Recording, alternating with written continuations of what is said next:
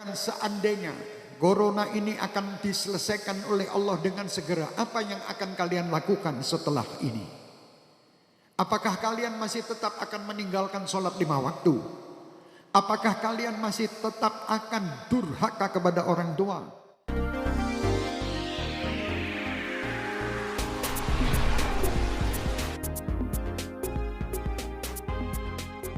Sedikit masalah dolim. Ini kedoliman sangat merajalela, sangat merajalela. Padahal doa al-madlum ini mustajab. Doa orang yang didolimi itu kabul walaupun dia bukan Islam. Doa yang didolimi ini kan macam-macam. Bisa kita dolim terhadap saudara kita sendiri, dolim terhadap tubuh kita, dolim terhadap apa yang kita miliki, dolim terhadap masyarakat, dolim terhadap keadaan binatang, terhadap hutan, tanaman dan sebagainya. Ini dolim kebanyakan. Dolim terhadap diri itu bagaimana? Rabbana dhalamna anfusana. Ya Allah, saya telah berbuat dolim terhadap diri saya. Apa dolim yang bagaimana? Tangan yang mestinya dipakai untuk di jalan yang benar, kita pakai untuk jalan yang tidak baik. Mencuri atau mengambil sesuatu yang bukan haknya. Dolim terhadap mata, memandang sesuatu yang tidak diridhoi oleh Allah. Dolim terhadap lisan, tidak mengucapkan dzikrullah atau mengucapkan sesuatu yang baik, tapi justru kita pakai untuk menggunjing orang, untuk mencaci orang, untuk mencari kesalahan orang. Terus ini memberitakan semua kejelekan orang. Ini dolim. Makanya tubuh ini selalu kita dolimi. Akhirnya tubuh ini nanti kasihan. Di akhirat masuk ke neraka dikarenakan apa? Perbuatan dolim kita. Jangan sampai tubuh ini terdolimi. Makanya dengan doa Rabbana dhalamna anfusana wa illam taghfir lana wa tarhamna lanakunanna minal khasirin. Kalau engkau ya Allah tidak merahmati kami, tidak mengampuni kami, saya akan menjadi orang-orang yang merugi. Rugi gimana? Tubuh ini yang mestinya nikmat di surga jadi di neraka. Tubuh ini yang tadinya merasa nikmat di dunia ini, orang yang dalam keadaan tidak dolim, orang yang berbuat baik itu dia hidupnya nikmat. Tapi yang dolim ya sengsara terus dia buat dolim. Sampai-sampai ya kalau kita lihat kejadian ini kejadian yang luar biasa. Kedoliman merajalela di mana-mana. Ayo kita berhentikan kedoliman ini. Sampai Rasulullah SAW mengatakan, bantulah saudara kamu yang didolimi dan yang mendolimi. Kan lucu ini, mendolimi. Kalau yang didolimi kita bantu, tidak masalah. Kita pantas karena dia didolimi. Tapi yang mendolimi itu bagaimana ya Rasulullah membantunya? Kasih nasihat dia untuk dia tidak berbuat dolim. Dolim itu merajalela sekarang. Di antaranya dolim ini, rentenir itu termasuk orang dolim. Orang yang hutang tidak bayar itu orang dolim. Orang yang korupsi itu super dolim. Orang yang diberi amanat dia tidak menjalankan amanatnya, dia khianat, ini dolim. Orang-orang kedoliman itu luas. Orang yang menebang tanaman-tanaman di hutan yang akhirnya mengakibatkan banjir, ini dolim. Dolim, banyak kedoliman yang ada. Pernah terjadi saya mendengar di salah satu kiriman, orang mengirim saya lewat WA.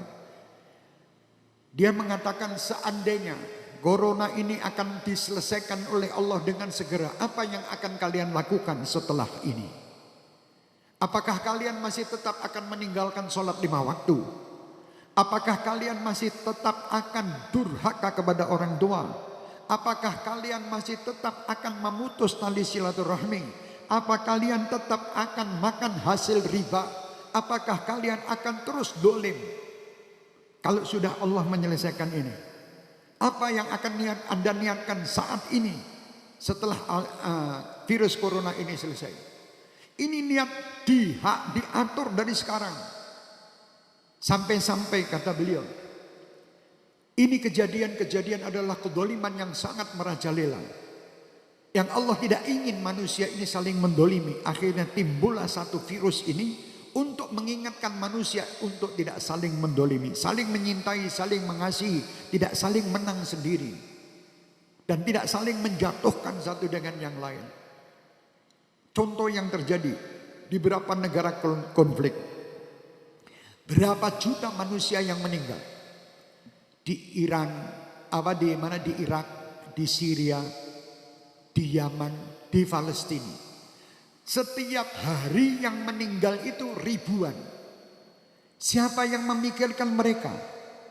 Ada yang terus orang itu bingung untuk memikirkan mereka supaya tidak sampai mati 1000. Tapi kalau sekarang ini yang kena mati 1, kena corona, dunia semua memikirkan itu. Satu orang meninggal kena COVID-19, COVID-19.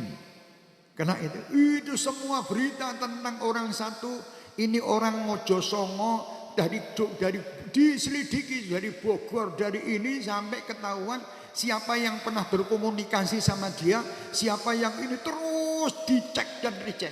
1 orang. Pernahkah kalian memikir 1000 orang terbunuh di Syria? Jutaan orang terbunuh di dunia ini. Dalam waktu 1 hari ada yang mikir? Tidak ada. Yang bunuh bangga. Yang bunuh bangga. Akhirnya ada 1 anak di usia 8 tahun. Dia telah terkena istilahnya serpihan bom. Dari bangunan-bangunan yang itu. Kena bom itu. Ayah dan ibunya telah meninggal di depannya. Anak ini usia 8 tahun.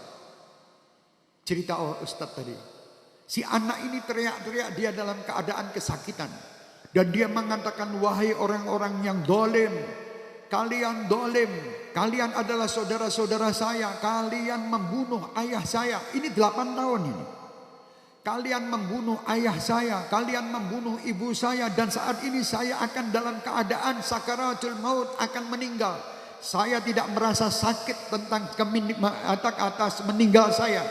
Saya yang tidak terima atas kedoliman kalian. Ingat, sepeninggal saya akan lapor kepada Allah karena kalian semua adalah orang-orang yang dolim. Usia 8 tahun. Coba ini dibayangkan. Kalau kita ini itu anak kita yang membunuh saudara kita juga. Coba yang terjadi di Syria, di Irak, di Palestina. Ini pembunuhan, pembantaian yang luar biasa. Siapa yang memikirkan mereka? Sedikit orang yang memikirkan. Tetapi kalau COVID-19 yang memikir 1 orang yang mati, 1 yang mikir 1 dunia, dibuat lockdown supaya orang tidak keluar. Ini setiap hari terbunuh ribuan jutaan, kok tidak ada yang mikir. Bok sampaikan kepada orang-orang yang menjadi yang konflik itu, suruh berhenti. Supaya mereka tidak membunuh saudara-saudara kita. Berhenti kalian. Kenapa kalian membunuh anak-anak kecil? Kalian membunuh ibu-ibu. Kalian membunuh orang-orang tua. Itu loh ya, ini dolim. Nah, kejadian ini berapa doa anak-anak kecil tadi. Dan berapa doa orang-orang yang soleh.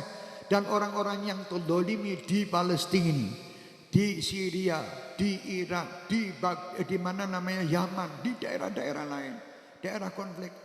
Dolim itu bukan cuma orang Islam aja, Islam maupun tidak Islam, ya, Islam maupun non Muslim, doanya didengar oleh Allah. Doa orang yang terdolimi didengar oleh Allah. Jadi jangan kita merasa bahwa kami Islam bebas untuk berbuat apapun kepada orang non Muslim, tidak bisa. Aturan-aturan itu ada, kita itu hidup agama Islam adalah agama yang tidak pernah menyakiti siapapun. Agama yang mengajar kepada kita untuk tidak berbuat dolim terhadap siapapun. Ayo kita berhenti dalam hal kedoliman ini. Minimal di rumah tangga kita masing-masing dulu. Jangan kita mendolimi istri kita. Jangan mendolimi anak kita. Apa tuh dolim kepada istri apa? Kalau kita tidak pernah peduli anak dan istri ini, ya, dalam melakukan ketaatan dan ibadah, berarti kita dolim terhadap mereka. Kita wajib ingatkan, bangunkan mereka salat subuh, bangunkan mereka beribadah agar mereka ini selamat. Ku anfusakum wa ahlikum nar ini. Kalau kita tidak peduli berarti kita dolim. Dan kita memberi nafkah kepada keluarga kita dengan hasil yang halal. Kalau tidak kita dolim berarti kita menghancurkan anak cucu kita dengan hasil yang haram. Jangan. Carikan hasil yang halal. Jangan kalian takut dunia ini nanti 60 tahun, 70 tahun mati kita ini. Kita tidak akan lama. Apa manfaatnya kalian ngejar dunia semaksimal mungkin, Anda lupa ini halal dan haram. Anda mencuri sana, korupsi sini, mencari kedudukan tinggi setinggi apapun. Tapi setelah itu Anda tinggal. Ini kan orang stres. Masa mencari kedudukan setelah dia dapat gini? Mereka orang-orang kaya cari terus. Ada satu ceritanya dari Buya Hamka, Allah yarhamuh. Beliau mengatakan pernah terjadi di daerah sana di Sumatera. Ada orang kaya di zaman beliau kecil katanya. Orang kaya itu super kaya di saat itu. Dia kalau mau beli mobil Cadillac atau mobil apa bisa. Tapi dia tidak beli. Dia hanya jalan kaki dengan memakai tungket payung. Jalan kemana-mana pakai tungket payung ini orang kaya ini tadi. Si anak orang kaya ini dia memakai mobil yang bagus-bagus. Dipakai mobil yang bagus-bagus. Orang kaya ini ditanya sama orang yang ada di sekitarnya, Pak, Bapak ini kan kaya raya. Kenapa Bapak kok jalan kaki pakai tungket payung ini? Loh, sedangkan anak Bapak itu naik mobil-mobil yang bagus. Iya Mas katanya, saya ini anak orang tidak mampu. Kalau dia anak orang mampu. Lo lucu kan? Dia orang gila. Saya anak orang tidak mampu, jadi saya kudu ketok kering ini terus. Ini padahal dia yang cari duit, dia yang kaya, yang rasakan anak. Padahal kan mestinya tidak. Ayo dirasakan.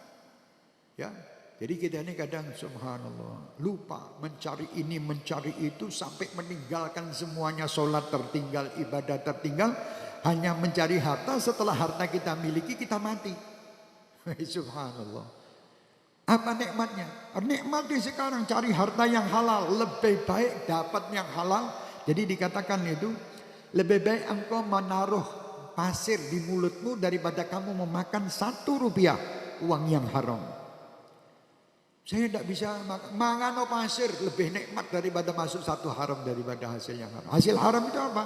Bukan cuma riba aja, termasuk hai manusia di saat ini yang utang-utang ini punya niat bayar. Bukan kita tidak mengatakan tidak boleh, niat dibayar. Kalau tidak Anda dolim juga. Anda telah mendolimi keluarga Anda dengan memberi makan hasil utangan yang Anda niatkan untuk tidak membayar. Kalau orang niat untuk membayar, insya Allah Allah akan kasih jalan. Tapi kalau niatnya sudah gampang, oke, diserahin doa apa-apa. Yaitu pesan dolim dan insya Allah. Saya yakin kalian semua tidak termasuk seperti apa yang saya ceritakan. Tidak. Saya ini hanya menceritakan, termasuk saya ini belum tentu orang yang baik. Tapi kita sama-sama ayo kita berbuat yang baik. Insya Allah tidak ada kata-kata tidak. Kita wajib mengatakan saya mampu atas izin Allah. Saya bisa atas izin Allah. Tidak itu la ilaha illallah Muhammad Rasulullah. Tidak ada Tuhan selain Allah. Itu pakai tidak. Sebagaimana Zainal Ali Zainal Abidin. Ini orang tidak pernah meratakan tidak. Walaupun dikatakan pencuri tetap dia mengatakannya. Iya, kamu mencuri harta saya. Sampai seperti itu dari baiknya. Luar biasa. Zainal Ali Zainal Abidin. Ayo kalau sekarang ada orang-orang seperti beliau-beliau ini luar biasa. Sebagai penutup dari yang kita sampaikan ini, ada cerita Habib Umar bin Habib. Habib Umar ini di sini kalau masyarakat kita seperti itu, insya Allah bagus. Jadi Habib Umar ini menceritakan ada satu orang tua membawa anak. Anaknya ini diajak untuk mencari guru yang tepat untuk si anak ini. Digandeng anak. Digandeng ada satu majelis besar. Ini Ustadz ini masih ceramah. Tahu-tahu si bapak ini mengatakan kepada Ustadz itu, Ustadz kamu ini, ya omongan yang sedikit mungkin membuat sakit si Ustadz tadi. Membuat sakit si Ustadz, jengkel Ustadz itu. Kamu ini jangan cuma ceramah aja, lakukan, jangan ngomong tok, misalnya gitu. Tahu-tahu si Ustadz ini ngomel, kamu mau pakai sini, kamu mengotori tempat saya, nyingkir kamu dari sini, nyingkir si bapak ini sama si anak. Datang lagi ke satu majelis. Ada orang ceramah juga. Tidak begitu banyak, sedikit tapi. Terus dia bilang, kamu itu jangan cuma ngomong. Harus kamu melakukan ini. Nangis Ustaz. Nangis guguk. Murid-muridnya di situ heran, kenapa Ustaz ini nangis? Dia mengatakan, ya Fulan, terima kasih engkau mengingatkan saya. Masih ada lagi banyak yang belum kamu ungkapkan. Tolong ungkapkan supaya saya sadar kalau saya ini orang yang kurang. Nah, si ayah ini bilang sama anak, jadikan dia gurumu. Bukan yang pertama tadi, jadikan yang kedua ini. Jadi maksudnya orang seperti ini loh sing dadakno guru. Seperti itu. Nah, saya jadi ingat cerita Sayyidina Ali Zainal Abidin. Sayyidina Ali Zainal Abidin waktu di sholat di masjid, ada orang bawa bungkusan. Setelah dia sholat selesai, dilihat bungkusannya kok tidak ada. Situ ada Sayyidina Ali As-Sajjad ini. Hei Fulan, kamu mencuri uang saya, bungkusan saya. Saya tidak. Wayal tetap pokoknya kamu yang mencuri. Ditanya kamu punya uang berapa di situ, ada apa? Ada uangnya berapa? 1000 misalnya, 1000 keping emas atau 1000 dirham. Oh ya siap. Pulang ini diduding-duding pencuri loh. Ditunjuk-tunjuk gitu pencuri. Ini cucu Rasulullah. Akhirnya dia pulang sampai rumah, diambilkan uang sesuai dengan apa yang dia ucapkan. Ini uang kamu. Ya gitu, maling tak resik. Dipisui malah seneng. Malah guyu istilahnya, terima kasih sebetulnya yang masih di dalam yang rahasia yang kamu elek-elek ini tadi. Masih lebih banyak. Keluar lagi tak kayak duitmu. Sampai seperti itu, keluarkan semua kejelekan saya ini supaya saya tahu bahwa saya banyak jelek. Daripada saya bayar orang ini, kamu ini tak bayarnya. Ini sulit mencari orang yang tolong bongkarkan kejelekan saya tak bayar. Mulai ada. Malah dicoba sandal kuampleng. Jadi Sayyidina Ali Zainal Abidin bayar orang untuk membongkar kejelekannya. Padahal dia tidak jelek. Tidak ada kejelekan. Setelah orang ini pulang sampai rumah ternyata bungkusannya ada di rumahnya. Kaget, astagfirullah, saya ini tadi menghina orang itu. Saya sudah suudzon sama orang itu, menyangka dia mencuri. Dikembalikan, berangkat ke rumah Sayyidina Ali. Ketuk pintu, assalamualaikum, maaf tadi saya ini menyangka Anda begini, ternyata ada di rumah saya. Akhirnya mau dikembalikan, kata Sayyidina Ali tidak. Ahli baitir Rasul itu keturunan Rasulullah, ya cucu Rasulullah, kalau sudah memberi tidak diminta kembali. PN. Ya. Subhanallah, aku nek iso tak maling terus wae nggone Sayyidina Ali ya. Tiap hari tak sangkanya pencuri biar dapat macam-macam. Ini orang-orang soleh. Kalau orang-orang seperti ini ada di Indonesia, corona cepet nyingkir. Orang satu itu aja ndonga cek langsung. Tapi saya yakin di Indonesia ada, cuman tidak tampak ya. Karena mata saya yang rabun, yang banyak belek ini. Seperti Imam Syafi'i. Imam Syafi'i waktu dikatakan engkau ini begini, engkau begini. Imam Syafi'i mengatakan, ya Allah, laporannya sama Allah. Seandainya ucapan orang ini benar, berarti saya banyak salah, ampunilah saya. Seandainya ucapan orang itu salah, berarti dia salah, ampuni dosanya. Selesai.